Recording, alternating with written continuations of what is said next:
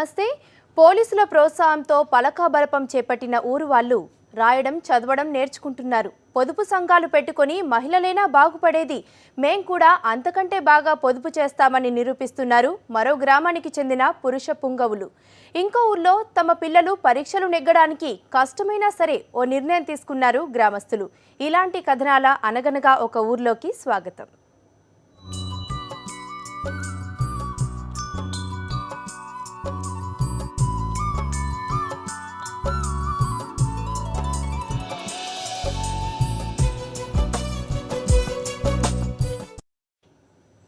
మారుమూల పల్లెలో అక్షర దీపం వెలిగింది. 6 పదుల వయసులో పలకా బలపం పట్టి అక్షరాలు దిద్దారు.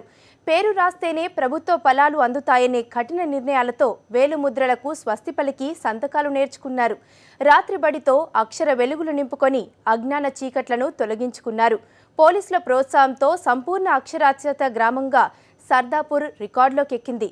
అక్షరాస్యతలోనే కాదు, పరిసరాల పరిశుభ్రత కోసం 100% మరుగుదొడ్లు నిర్మించుకొని ఆదర్శంగా నిలుస్తోంది. కరీంనగర్ జిల్లాలో సిరిసిల్ల కామారెడ్డి రూట్లో విసిరేసినట్టు ఉన్న ఈ ఇళ్లలో నివాసం ఉండే ప్రజలు ఒకప్పుడు సమస్యలతో సతమతమయ్యారు. సర్దాపూర్ గ్రామంలో చదువుకున్న వారి కంటే చదువుకోని వారే ఎక్కువ. అన్ని అనర్థాలకు నిరక్షరాస్యతే కారణమని భావించిన పోలీసులు అక్షరాస్యతపై దృష్టి పెట్టారు. గ్రామాన్ని దత్తత తీసుకుని సంపూర్ణ అక్షరాస్యత గ్రామంగా తీర్చిదిద్దడానికి నడుం బిగించారు. కూలీ పనితో పూట గడుపుకునే కుటుంబాలు ఎక్కువగా ఉండడంతో పగలు పనిచేసి రాత్రి బడికి వెళ్లి అక్షరాలు దిద్దడానికి గ్రామస్తులు మొదట్లో నిరాకరించారు. ఈ వయస్సులో చదువుకొని ఏం సాధిస్తామని ప్రశ్నించారు.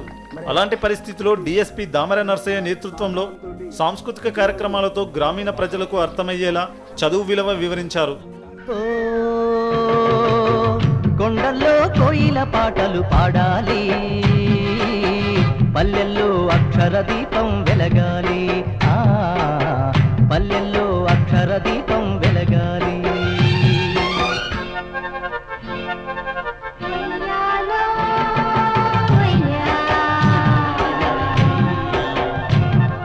ప్రతివాడు ఒక తిక్కన అయి నవ భారతం రాయాలన్నా, ప్రతి మహిళ ఒక మొల్ల ఓలే ఇక రామాయణమే చెప్పాలన్నా.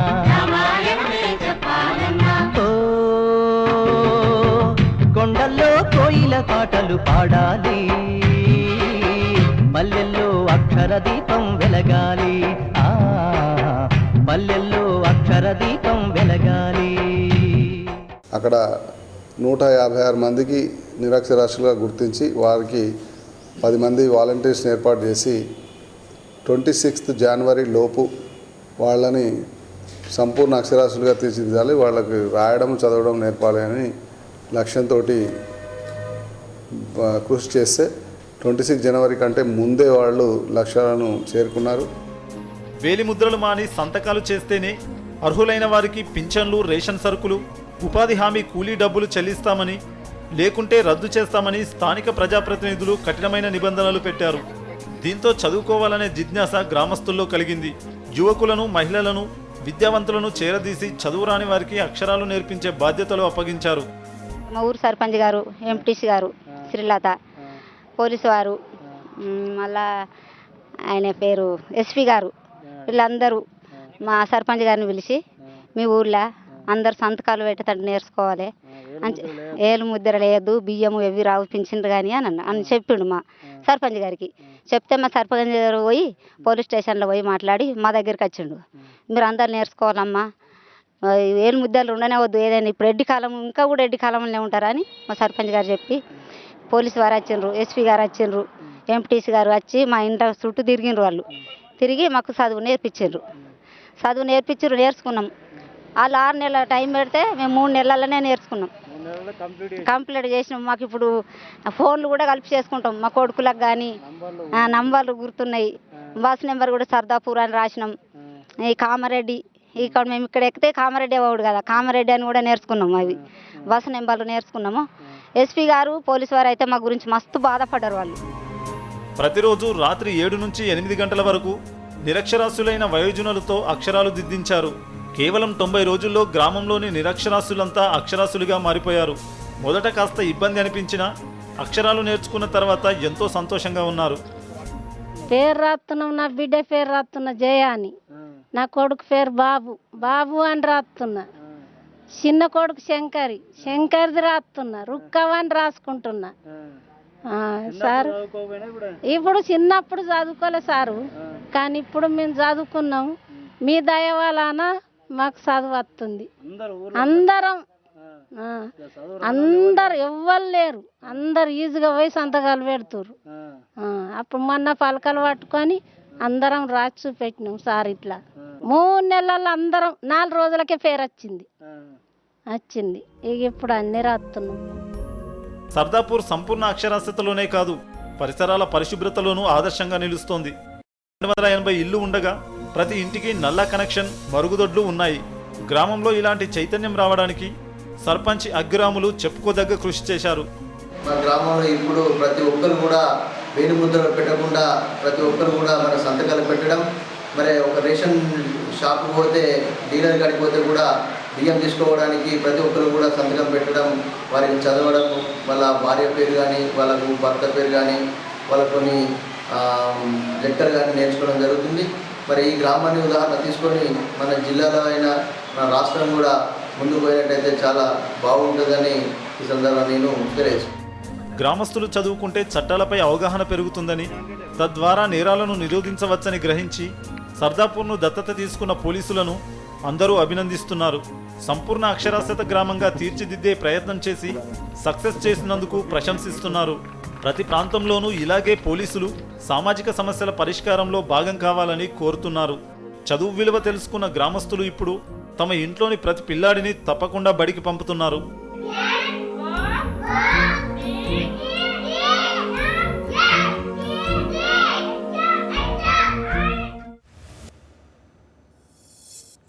ఒక్కరు అందరి కోసం, అందరూ ఒక్కరి కోసం నిలిచారు, గెలిచారు.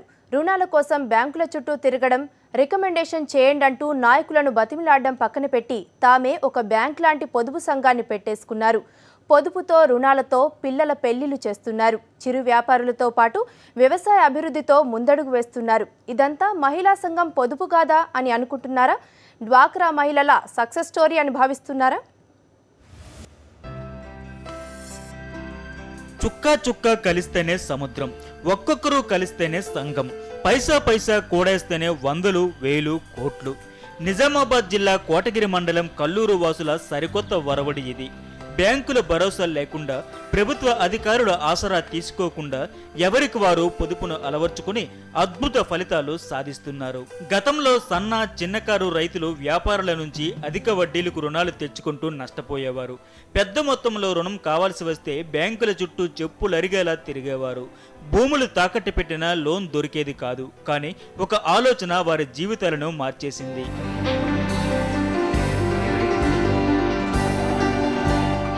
పరస్పర సహాయం, ఆర్థిక సాయం మెరుగుపరుచుకోవాలనే ధ్యేయంతో నిజామాబాద్ జిల్లా కల్లూరు గ్రామంలో 1995లో పురుషుల పొదుపు సంఘం ప్రారంభమైంది. కల్లూరు గ్రామానికి చెందిన నరేంద్రరెడ్డి 91 మంది సభ్యులతో 10 రూపాయల వాటాధనంతో ఈ సంఘాన్ని స్థాపించారు. నాటి నుంచి నేటి వరకు అంచెలంచెలుగా ఎదుగుతూ జిల్లాలోనే ప్రత్యేక స్థానాన్ని సంపాదించుకుంది కల్లూరు గ్రామం. ఈ పొదుపు సంఘం స్టార్ట్ చేయటానికి ముఖ్య కారణం ఏమైందంటే 92-93లో పాడి పశువుల యొక్క కొనుగోలు చేయాలి, పాడిని పెంచాలి అనేటటువంటిది ఇక్కడ ఉన్నటువంటి రైతులల్లో చాలామందిలో కనబడ్డది.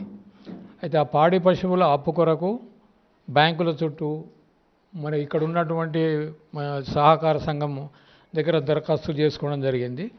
చాలామందికి అప్పు దొరకకపోతే అప్పుడు నాకు ఆలోచన వచ్చేసి, ఇప్పుడు ఈ 5,000, 10,000 కొరకు మనం ఇంత బ్యాంకుల చుట్టూ తిరుగుతున్నాము, మనమందరము రైతులమందరం కలిసి నెలవారీ పొదుపు చేసి ఈ చేసినటువంటి పొదుపుల మీద అవసరమున్న వాళ్ళు అప్పు తీసుకొని ఈ రకంగా మనము కొంతకాలము శ్రమిస్తే ఆర్థిక స్వావలంబన మనమే సాధించుకోగలుగుతాము అనేటటువంటి ఉద్దేశంతో ఇది ప్రారంభించడం జరిగినది.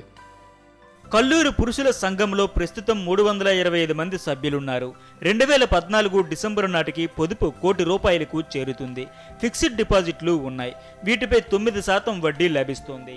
ప్రస్తుతం ఎలాంటి తాకట్టు లేకుండానే తక్కువ వడ్డీకి కోరిన రుణాలు పొంది ఆర్థిక అవసరాలకు ఉపయోగించుకుంటున్నారు.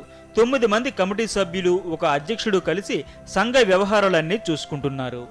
ఈ 5-6 సంఘాల్లో టాప్లో ఉన్నటువంటిది మన కల్లూరు పురుషుల పొదుపు సంఘము. దీంట్లో ఒక్కొక్క సభ్యునికి సంవత్సరం ఇక్కడ ఉన్నటువంటి ఫైనాన్షియల్ ఇయరు జనవరి నుంచి డిసెంబర్ వరకు పెట్టుకున్నాము. డిసెంబర్ ఆఖరుకు మొత్తం లెక్కలు తీసి బ్యాలెన్స్ షీట్ చేసి లాభాలను కూడా తీసి వచ్చిన లాభాలని ఇక్కడ సిబ్బంది ఖర్చులు కానీ వేరే కాగితాల ఖర్చు పోగా మిగిలినంతా కూడా మన సభ్యులకు తిరిగి పంచబడుతూ ఉన్నది. గత సంవత్సరము సంఘంకు 12 లక్షల రూపాయలు లాభం రావడం జరిగింది. 12 లక్షల లోపల 2 లక్షల రూపాయలు ఈ ఉద్యోగం కానీ ఈ ఆఫీసు నిర్వహణ కింద పోను, 10 లక్షల రూపాయలని సభ్యులకు లాభాంశం కింద బోనస్ కింద తిరిగి చెల్లించడం జరిగింది. ఒక్కొక్క సభ్యునికి 8,000 రూపాయలు వాళ్లకు బోనస్ కింద జరిగింది. ఈ విధంగా ఈ యొక్క ప్రగతిని, ఈ యొక్క పొదుపు మహిమని ఇక్కడ ఉన్నటువంటి రైతులు చాలా జాగ్రత్తగా గ్రహించి ఇంకా రోజు రోజుకు సంఘంలో సభ్యత్వము తీసుకోవాలి, పెంచాలి అనేటటువంటి తపన తాపత్రయము బాగా కనపడుతూ ఉన్నది. ఆదర్శ పురుషుల పొదుపు సంఘం నిర్వహణ వెరీ సింపుల్. ఎలాంటి అవకతవకలు లేకుండా నియమ నిబంధనలకు అనుగుణంగా సభ్యులు నడుచుకుంటారు.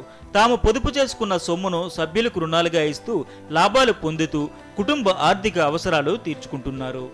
మాకు లోన్ కావాలనుకుంటే 2 వ్యక్తుల షూరిటీ మీదనే లోన్ ఇస్తున్నారు. ఏది తాకట్టు పెట్టాల్సిన అవసరం కూడా లేదు. అయితే మేము ఈ లోన్ తీసుకొని పంటలు పండించుకుంటాము. పంట రాగానే మళ్ళీ 6 నెలలకు ఒకసారి మొత్తం లోను చెల్లిస్తాము. అందరూ ఈ రుణం పొంది బాగానే డెవలప్ అవుతున్నాం. మళ్ళీ మేము కూడా ఒక బర్రె తీసుకొని దాని పాలని కేంద్రానికి పోసి మళ్ళీ దాని మీద లాభం వచ్చింది ఇక్కడ జమ చేసుకుంటూ బస్ ఛార్జీలు లేకుండా మేము ఈడ ఖర్చు లేకుండా మా డబ్బుని జమ చేసుకుంటూ మళ్ళా దాంతో వడ్డీ వచ్చిన దాంతో లాభం పొందుతూ మేము వేరే వాళ్ళకి సాయం పడేటట్లా మేము ఇట్లా బతుకుతున్నాం. పొదుపుపై 1.5 రెట్లు అప్పు తీసుకునేందుకు వెసులుబాటు కల్పించారు. తీసుకున్న అప్పులపై సభ్యులు ₹1 వడ్డీ చెల్లించాలి. రుణాలు చెల్లించే కాల పరిమితి 6 నెలలు.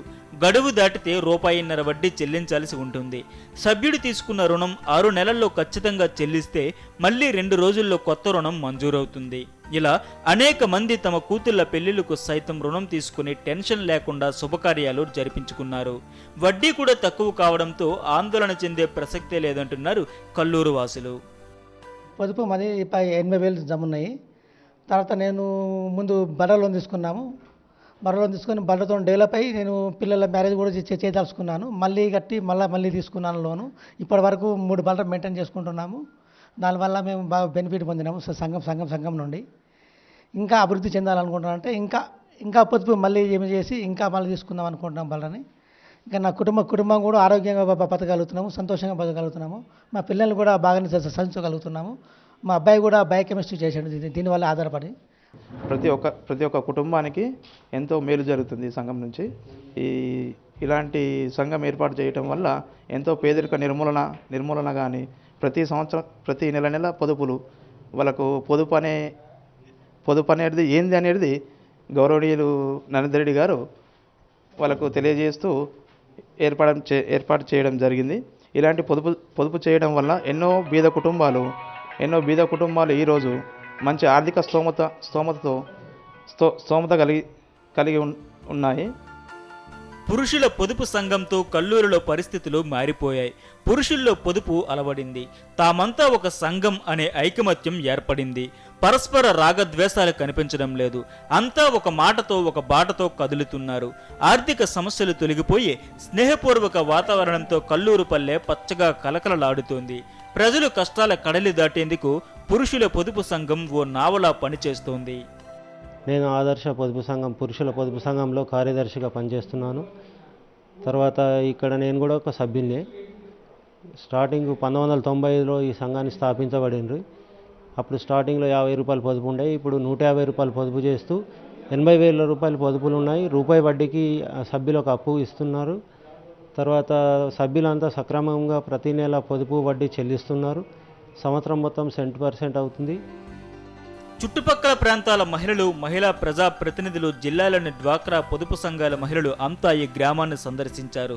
దీని గురించే చర్చించుకుంటున్నారు. ఒక ఉద్యమం, ఒక పోరాటం, ఒక ఆశయ సాధన ముందుగా ఒక్క అడుగుతోనే ప్రారంభమవుతుంది. బిందువు కలిస్తేనే సముద్రం అవుతుంది. రూపాయి కూడితేనే లక్షలు, కోట్లు రూపాయలు అవుతాయి. పొదుపును నమ్ముకుంటే ఎంతటి సమస్యలైనా చిన్నవవుతాయి. అందులోనూ ఊరంతా కలిసి పొదుపు చేస్తే అది ఎన్నెన్నో ఆర్థిక సమస్యల్ని క్షణంలో పరిష్కరిస్తుంది. ఈ అద్భుత విజయాన్ని సాధించిన కల్లూరు పురుషులు నిజంగా గ్రేట్. కరస్పాండెంట్ విఘ్నేష్, సాక్షి న్యూస్, నిజామాబాద్ జిల్లా.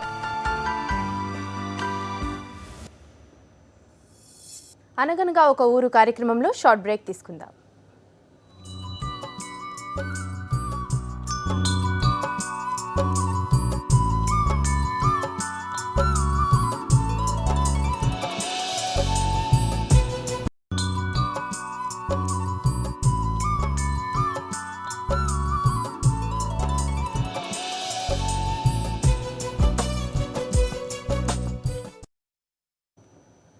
Welcome back.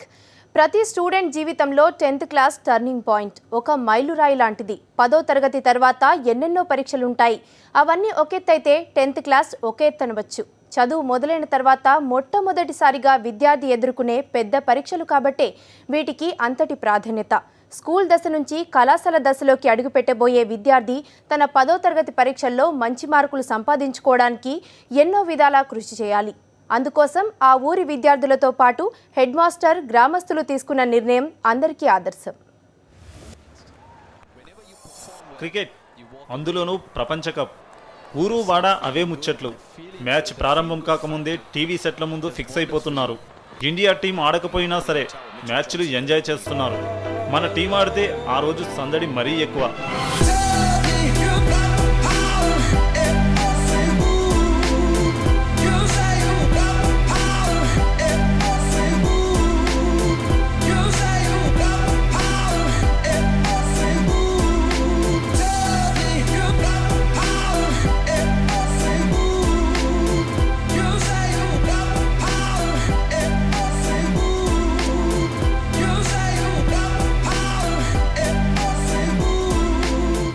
ఈ మ్యాటర్ అంతా ఎందుకు చెప్పాల్సి వచ్చిందంటే, మెదక్ జిల్లా పుల్కల్ మండలం పోచారం గ్రామంలో స్కూల్ విద్యార్థులకు ఓ సమస్య వచ్చి పడింది. ఈ సంవత్సరం పిల్లలు 10వ తరగతి పరీక్షలు బాగా రాయాలంటే ఈ వరల్డ్ కప్ వారికి పెద్ద అడ్డంకిగా మారింది. ఇదే విషయాన్ని పిల్లల తల్లిదండ్రులతో చర్చించారు head master Zakir Hussain. Parents కూడా ఏం చెప్పినారంటే 26 జనవరి నాడు వాళ్ళని పేరెంట్స్ని, ఎస్ఎంసీ మెంబర్ని ఇన్వైట్ చేయడం జరిగింది. వాళ్ళు ఏం చెప్పినారంటే, సార్ ఈ సంవత్సరం కూడా మంచి రిజల్ట్ తీసుకోవాలి సార్. గత సంవత్సరం మీరు 100% 10th క్లాస్లో ఇంగ్లీష్ మీడియంకి 100% తీసుకొచ్చారు, తెలుగు మీడియంకి 90% తీసుకొచ్చి ఈ సంవత్సరం కూడా అదే రిజల్ట్ కొనసాగించాలంటే మేము ఏం చెప్తామంటే వాళ్ళకు రిక్వెస్ట్ చేయడం జరిగింది. ఈ సంవత్సరం కూడా తీసుకొస్తాం, కానీ ఈ పిల్లలు చాలా టీవీకి అలవాటు పడుతున్నారు, మీరు కేబుల్ కనెక్షన్స్ కట్ చేయండి అని చెప్పారు. ఇమీడియట్గా రెస్పాన్స్ అయ్యే పోచారం విలేజ్కు సంబంధించిన ఒక మెంబర్ మల్లేశం గారు, ఆయన పోచారం విలేజ్, ఆయన ఏం చెప్పిండంటే, సార్ సరే సార్ మీకు హామీ ఇస్తున్నాం, మేము కట్ చేపిస్తాం సార్ అని. ఫస్ట్ ఆఫ్ ఆల్ వాళ్ళు 3-4 days మొత్తానికి ఊరు మొత్తం టీవీ కట్ చేసింది. నాకు కూడా చెప్పడం జరిగింది, సార్ మా ఊర్లో మొత్తం టీవీ కట్ చేసింది. ఆ తర్వాత కొందరు పిల్లలు వరల్డ్ కప్ వస్తున్నది ఇది అది అంటే యువకులు రిక్వెస్ట్ చేస్తే ఓన్లీ ఎక్కడైతే 10th క్లాస్ స్టూడెంట్స్ ఉన్నారో వాళ్ళ ఇంట్లోనే టోటల్గా బంద్ ఉన్నది. తల్లిదండ్రులు, కేబుల్ కనెక్షన్ ఆపరేటర్ సహకారంతో గత 2 నెలలుగా పోచారం గ్రామ 10వ తరగతి విద్యార్థుల ఇళ్లలో టీవీ బంద్ అయ్యేలా చేశారు హెడ్ మాస్టర్. వరల్డ్ కప్ 4 ఏళ్లకోసారి వస్తుంది. అంత మాత్రాన అంతగా కళ్ళప్పగించి చూస్తే చదువులో వెనకపడిపోవడమే తప్ప లాభమేమీ ఉండదనే విషయాన్ని వెంటనే గ్రహించారు స్టూడెంట్స్. ఈ సంవత్సరం రిజల్ట్ మంచిగా రావాలని సార్ వాళ్ళు కోరుకుంటున్నారు. అలాగే మా ఊళ్ళో ఫస్ట్ టీవీ కలెక్షన్ కట్ చేస్తాం అని చెప్తే తల్లిదండ్రులు ఒప్పుకోలేదు. తర్వాత మా పిల్లలే కదా, వాళ్ళ కోసం వాళ్ళు చదువుకుంటే మేము కూడా ఆనందిస్తాం కదా అని వాళ్ళు కూడా ఒప్పుకున్నారు. కలెక్షన్ తీసేయడం ద్వారా ఇప్పుడు మేము ఎక్కువగా చదువుకోగలుగుతున్నాం. మా తల్లిదండ్రులకు, ఉపాధ్యాయులకు, అలాగే కేబుల్ ఆపరేటర్ గారికి కృతజ్ఞతలు తెలియజేసుకుంటున్నాం. ఇప్పుడు వరల్డ్ కప్ మ్యాచ్ ఉన్నాయి సార్. ఊరికే వరల్డ్ కప్ అంటే మాకు చాలా 10th క్లాస్ వాళ్ళకి చాలా ఇంట్రెస్టింగ్. దానిపైన ఎప్పుడైనా సరే వరల్డ్ కప్ ఎప్పుడు ఎక్కడ వెళ్ళినా సరే వరల్డ్ కప్ ఎప్పుడైనా సరే దాని గురించి చాలా ఇంట్రెస్ట్గా ఎదురు చూస్తూ ఉంటాం ఆ వరల్డ్ కప్ కోసం. కానీ ఇప్పుడు మరి మ్యాక్సిమం అంటే ఇప్పుడు మరి టెన్త్ ఇంగ్లీష్ మీడియం చాలా హార్డ్ వర్క్ చేస్తే తప్ప 10th ఇంగ్లీష్ మీడియం పాస్ కావు.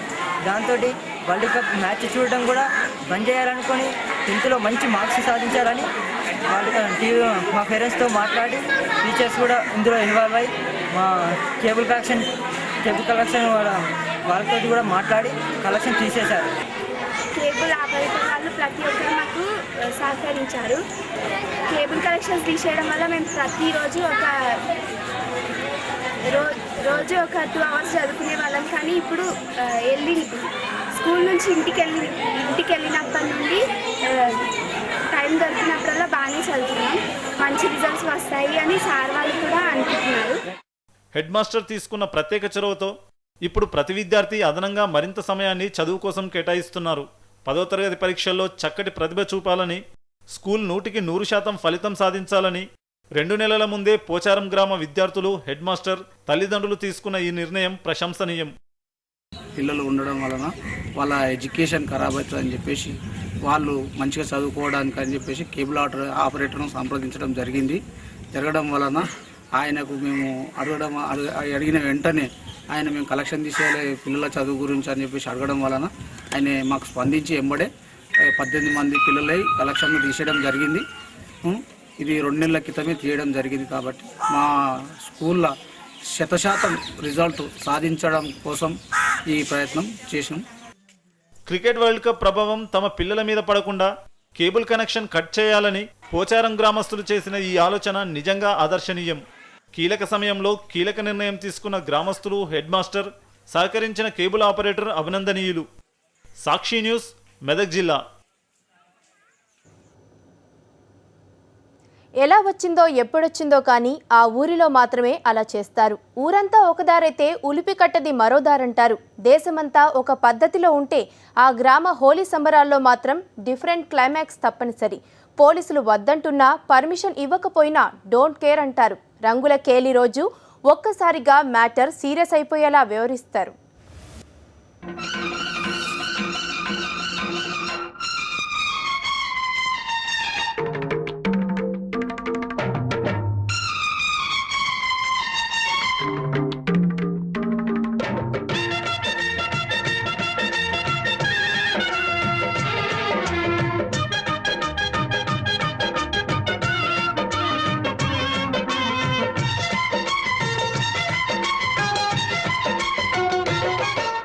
సందె పొద్దు మేఘం పూల జల్లు కూటిసెను నేడు. దేశమంతా హోలీ రోజు పట్టపగ్గాలు లేకుండా రంగులు చల్లుకున్నారు. చిన్న పెద్ద రంగుల ప్రపంచంలో మునిగి తేలారు.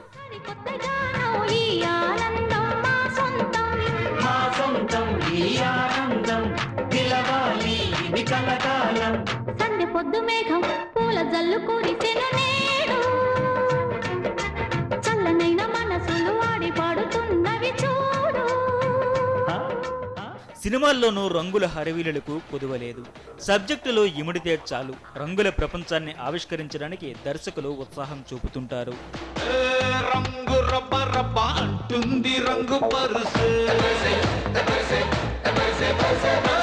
గుండె షబ్బ షబ్బ అంటుంది రంగు పరుసు.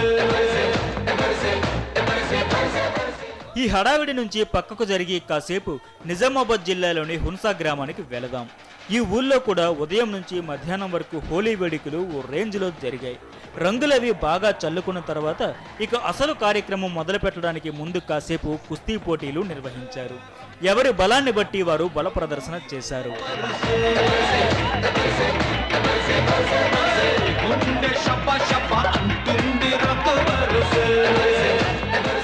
ఈ కుస్తీ పోటీల తర్వాత అందరూ హనుమాన్ ఆలయం వద్దకు చేరుకున్నారు.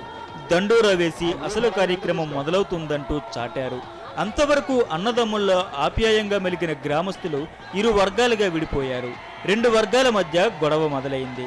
చిలికి చిలికి గాలివానగా మారినట్లుగా ఒక్కసారి పిడిగుద్దుల హోరు మొదలైంది.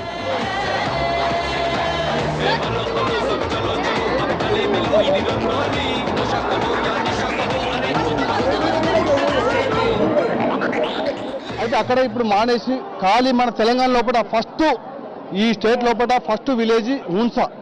ఇక్కడనే జరుగుతున్నది. దీనికి సంప్రదాయబద్ధంగా 150 సంవత్సరాలు ఇక మాకున్నాయి 40 సంవత్సరాలు, దాంట్లో ఒక 152 సంవత్సరాలు ఉండొచ్చు. అందులో జరుగుతున్నది కాబట్టి అంతా కృషితో ఎవరేం కావలసి కక్ష చేయరు, అందరు సంబంధంతో చేస్తాం మేము. మాకు అటువంటి ఉద్దేశాలు ఏముంటాయి, కక్షలు మాకు ఏముంటాయి. కాబట్టి అందరూ సుఖ సంతోషంతో ఉండాలన్న ఉద్దేశంతోనే మేము కోరుకుంటాం. ఇది అందరికి మంచి జరగాలని కోరుకుంటాం మేము. ఇది అనాదిగా వస్తున్న ఆచారమట. ఎక్కడా లేని విధంగా ఉదయం రంగులతో, సాయంత్రం పిడిగుద్దులతో ఒకరినొకరు పిచ్చపిచ్చగా కొట్టుకుంటారు. మధ్యలో ఓ తాడు కట్టి రెండు వైపులా 2 వర్గాలుగా విడిపోయిన గ్రామస్తులు సాగించే ఈ సమరం ఇలా దాదాపు 20 నిమిషాల పాటు ఆగకుండా కొనసాగింది. అంతేకాదు, తమ మగవాళ్ళకు 1-2 దెబ్బలు తగిలితే సంతోషిస్తారు కూడా. అక్కడిక్కడ అన్ని నొల్లులు జరుగుతున్నాయి కాబట్టి పోలీస్ బందోబస్తు ఉంటున్నది. ఇప్పుడు ఏం భయం కాదు, అసలు ఏం భయం కాదు. ఇది జరుగుతూనే మాకు పండగ లెక్క అనిపిస్తుంది. ఎక్కడి నుండో అందరు చుట్టాలు వస్తూ ఉంటారు. ఇది జరుగుతూనే మాకు పండగ చేసుకున్నంత సంతోషం. ఎవరు భయపడరు. వాళ్ళకు కూడా మంచిగా వేడి నీళ్ళు పెట్టేసి వాళ్ళు వచ్చే వరకు స్నానాలకు అవి పెట్టేసి వాళ్ళు దెబ్బలు తగులుతాయనే బాధ ఉండదు, ఏముండదు. అవి కూడా తొందరగా మానుకుంటాయి, దెబ్బలు తగిలినా కానీ తొందరగా మానుకుంటాయి. అవును, అందరూ ఇట్లా హుషారుగా వెళ్ళిపోయి కొట్టుకుంటారు. అవును, ఈ పండుగ కొట్టుకుంటేనే ఈ పండుగ జరుపుకున్నట్టు అనిపిస్తుంది మాకు. అవును, మేము కూడా కోరుకుంటాము ఈ పండగకు ఇది గుద్దలపిడి అనేది కొట్టుకోవాలనే కోరుకుంటాం మేము. ఈ పిడిగుద్దుల సమరంతో గ్రామానికి ఎలాంటి అరిష్టం పట్టదని, పంటలు బాగా పండుతాయని గ్రామస్తుల నమ్మకం. చుట్టుపక్కల గ్రామాల ప్రజలే కాకుండా మహారాష్ట్ర సరిహద్దు కావడంతో ఆ రాష్ట్రంలోని జనాలు కూడా భారీగానే వచ్చి ఈ ఉత్సవాలను తిలకించారు.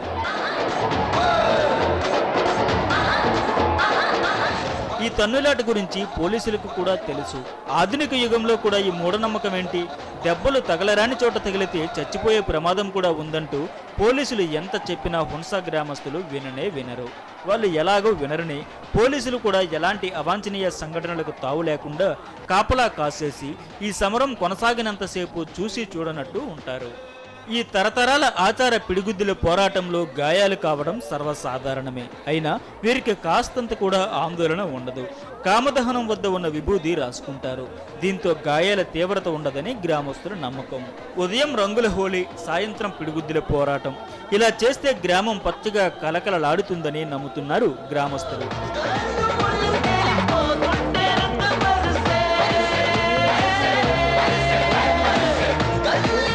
ఫైటింగ్ అయిపోగానే ఆ విషయాన్ని మర్చిపోయి అసలేమీ జరగనట్లుగా ఒకరినొకరు ఆలింగనం చేసుకుని శుభాకాంక్షలు చెప్పుకొని ఎవరి ఇళ్లకు వాళ్ళు వెళ్ళిపోతారు.